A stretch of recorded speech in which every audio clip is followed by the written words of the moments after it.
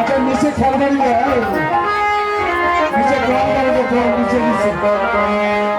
নিচে বসে সামনে বসে আমার সামনে বসে তাহলে হবে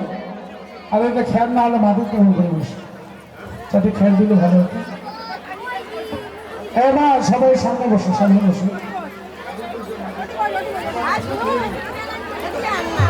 সামনে বসে দাঁড়িয়ে থাকলে হবে না তাহলে পূজা হবে না বসো